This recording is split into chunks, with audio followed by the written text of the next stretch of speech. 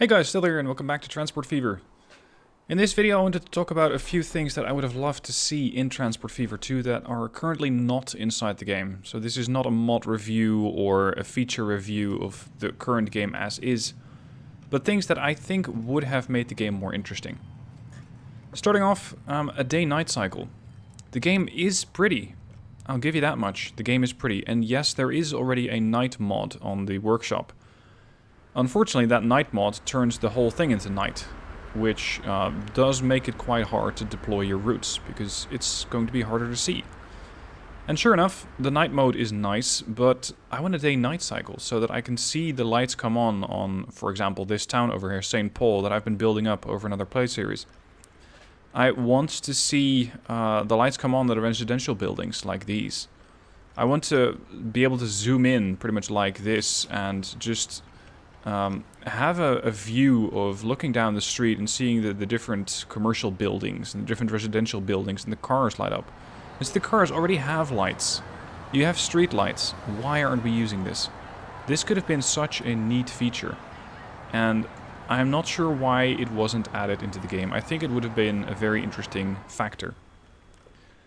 Next, I want weather events. Right now, I am not being challenged enough. This map, I'm currently playing on medium. I have more money coming in that I know what to do with, and I need a challenge. Now, let's say that, for example, St. Paul. St. Paul could get hit by a weather effect. Maybe there is going to be storms over here, let's say on this area. Which means that all the ships, or at least maybe part of the ships, wouldn't be safe to move anymore. Maybe you could do it like so. You have the small ships, let's say a hovercraft. A hovercraft probably doesn't perform too well in a storm if there is a big swell of the waves. On the other hand, I imagine that a Merlin, a large ship, might not suffer that much from it. So just an event going up saying, hey, in this area right here, there is a storm happening. The waves are currently unusable for anything less than large ships. Similarly, you could have something like an effect that grounds planes. Could be heavy fog. Maybe heavy fog is just enough to keep the planes from taking off. In which case, for me, that would be quite the blow to my income, because my planes are bringing in 8 million a year between the two of them. So that is something that I think could affect the planes. For the vehicles, I don't think there would be that much that could really impact the vehicles. Although snow would be a real challenge. And yes, adding weather effects like these to a game like this, I imagine are going to be quite hard. But they would have added so much variety and so much richness to this game that I think it would make a great addition. If you're talking about cold fronts and snow, a part of the water could freeze over. Maybe the docks are frozen. Maybe you need to de-ice your planes, which means that the planes take longer to load and to unload.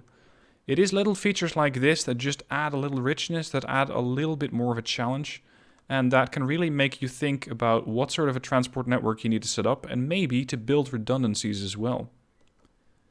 Next, I want competitors. I'm entirely alone on this entire map. Why are there no other companies trying to challenge me? Why is there nobody who, for example, on this island thinks, you know what, maybe people want to go from Nashville to New York City? The earlier games had it. Transport Tycoon, or similar, they had it. It's just not in this game. And it feels like there is just so much potential for competition and for finding viable routes that are just not being used. Let's imagine that on this line that I have set up between New York City and Erie, there would be a competitor. And the competitor would be offering different prices. Are you going to continue to compete with him? Are you going to just ignore the route and build a different route that might be more profitable? Maybe you could even do it so that you take over competitors, that you buy an interest in the company and you get a share of their profits, but that you also have a potential of buying out their company altogether. So a competitor system with actual companies which are trying to either undercut my routes or ship products for cheaper, or which are trying to cut off interesting, profitable opportunities for me. I think that would be very interesting, and I'm so sad that it's not in the game. Especially since earlier games did have it. Now, I imagine it might be quite difficult to program something like this. I'm not a developer, I'm not a programmer, I don't know anything about this. So I'm not sure how hard it is to have a system that emulates a human being driving a company, or that emulates something that we're trying to do over here, like for example, connect Nashville to New York City. But I imagine that an AI of any kind, or a script, or whatever you want to call it, would be quite capable of figuring out what the demand is between two towns and how it could fulfill that. Sure enough, it would have to be able to interact with the map, deploy an airport, deploy truck stops, but I think it can do this. We've already seen it been done, and that was at least a decade ago, with the original, what was it, Transport Tycoon, I don't know, there was a modern version a couple of years ago as well, Open Transport Tycoon or Logistics something.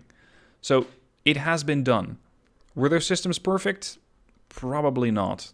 But with the modern technology that we have, I imagine it should be possible. Something else that I would really like to see is a different way of using loans. Right now, I can borrow as, well, not exactly as much as I would like. Let's see how far I can go in 2004. But the thing with the loan currently, I just don't care about it. Earlier in this particular series, I was doing a bit of video on why I'm not repaying my loan. See, I'm already at 70 million on the loan. I wouldn't be surprised if I can go all the way up to 100 million. It just doesn't matter. At some point here, I was paying a loan interest of 18,000 in 2000, and that was with a loan of, I think, 5 million. Something in that region. Why would I care about ever repaying my loan of 5 million if I'm making 14 and it's only costing me 18,000? Maybe they can do it so that the loan gets increasingly expensive, or that you take out a loan that has a due date. There are different or various transport building companies or transport building games and city builders that do have this system. You can take out a loan, but it needs to be repaid by a certain date. You need to take out a loan and you're going to have different interest rates. I'm not even sure what the interest rate currently is, but it feels like it's really, really low. I would expect something like a 10% interest rate on a loan. But let's see what sort of interest I get if I take out 100 million. Let's just let the game run for a bit and see how much I would have to pay in interest. And keep in mind, I can pay this back at any time. But let's just say I'm using a loan of 100 million. I would say a reasonable loan interest would be 5 to 10%. So that's 5 to 10 million. I wonder how much the game is actually going to charge me, because I don't think it's going to be anywhere near that mark. Currently, I'm sitting at 166,000. That's for 2 months, give or take. And I am at the standard one-time date speed, by the way. But we're already in June. This is never going to make it all the way to 5 to 10 million. It is just never going to get there. Make loans harder to use. Make them more challenging. Maybe you could get a sort of cheap starting loan, let's say 5 to 10 million with low interest, and the ability to take out a higher risk loan for a bigger amount of cash, similar like other city builders are doing it. And that way you can decide how fast and how aggressively you want to expand and how much risk you want to take. Because right now it feels like there is zero risk. I'm about a half year through now. It's August 2004, September. I'm paying 500,000 on a loan of 100 million. Come on, game. That's not good enough. I wouldn't loan somebody 100 million and only expect 500,000 in interest. And sure enough, it's about half a year past. Maybe it's 1 million. That's 1% interest rate. I don't know about you guys, but where the hell do you find a 1% interest rate? Your friends would probably charge you more than that. They would probably charge you, I don't know, 5%? This is supposed to be a bank. What bank gives you a loan of 100 million and then says, nah, pay it back whenever you want, even if it is in 150 years, and even if you only pay 1% interest on it? It is just, as far as I'm concerned, not good enough. Alright, and lastly, as you're approaching endgame, it feels like there is just quite little challenge left. So give players something to build. Give them their own town. Give them their own industry. Maybe you could argue that you want to build a quarry somewhere. Maybe there are not enough quarries on the map to satisfy your demand for stone. That's a possibility. So let me build my own quarry. Say that I want to designate this area as a new site for a quarry. I would need to be shipping, I don't know, tools, machines. I think machines might be more useful. Machines to that particular site. And once I have shipped 500 machines, I have a new stone quarry. This way, you can make it so that players can set up their own industry, their own town, their own factory, in a location where they would need it. For stone, I would say, or actually for any quarry, I would say ship X amount of machines. For a factory, like this one, tools factory, I would say ship X amount of tools to simulate that they're actually building the factory, and ship X amount of construction materials to build the factory. This way, you could make it so that, especially later game, if you want to go for a big project, you can. Whereas right now, it just feels like there's not enough. It feels like, okay, I'm swimming in cash, now what do I do with it? What do I do with it? I'm making 18 million a year. That's even including that, and about a year has passed now, that 1 million in loan interest. That's all. What do I do with 20 million? Sure enough, I could go on a splurge and buy aircraft after aircraft, connect all the towns via airports. And then what? Give me a sort of wonder challenge. And I know that not everybody's going to appreciate that term. Wonder, well, it's a pretty widely used term. You have it in quite a few games.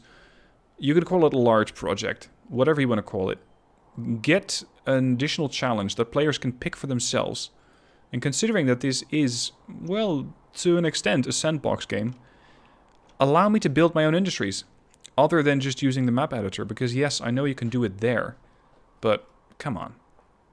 It's Transport Fever. You're supposed to be transporting stuff. So let me designate a construction site, say over here, and allow me to ship the materials that the construction site needs to thrive. This is, again, a mechanic that is not uncommon. It has been done before, and I think it can be done again in Transport Fever 2. Alright, so those were the 5 features that I think would make the game more interesting. A day-night cycle, weather events, let's say, well, weather events / climate events, could be ice and snow, could be just storms, a cyclone might destroy half your airport and you might need to repair it. Maybe something like a tsunami strikes Nashville, I don't know. Ship an emergency amount of supplies towards Nashville. Make it a project. Give me competitors. That's number 3. Give me somebody who's challenging me. And make sure that you can set that competitor to to various degrees of difficulty, so that you can build the challenge that's right for you. Give me stocks. Give me a different way of using loans. Allow me to write out my own bonds of sorts. Or let me throw out my own stocks so that I can have less money in revenue, because I'm sharing it with my investors. But at the same time, I'm getting more money right now so I can build more transport network. And the same goes for loans. Let me use a system that does not charge me 1% in loan interest. 1% on 100 million. Give me various rates. And finally, let me build my own wonder projects. Let me build my own industry. Let me build my own towns. Give me something big to work towards. And to tie that in again with the weather events, let's say that one of my biggest towns on this map, I would imagine that that's St. Paul. St. Paul gets hit by a weather event. I don't know, a humanitarian crisis of some sort. You could make this a project with a deadline. St. Paul is going to lose 20% of its inhabitants unless you ship X, Y, and Z. Could be food, could be relief supplies, could be whatever. Could be planks for all I know to rebuild houses, I don't know. Imagine something. Give me something big, give me a challenge, give me something ad hoc to build. And give me a way to come up with more creative solutions. Alright, those were a couple of my ideas. What are yours? What would you like to see in Transport Fever 2? What features do you think would make the game better? Because there are definitely things that could make the game better. What are yours? Let me know down below in the comments. Hope you enjoyed the video. I have plenty more Transport Fever 2 videos on my channel. I'll link the playlists down below in the description if you want to watch more. And I'm very much looking forward to reading the comments and seeing what you guys come up with. Thank you for watching. See you soon for more.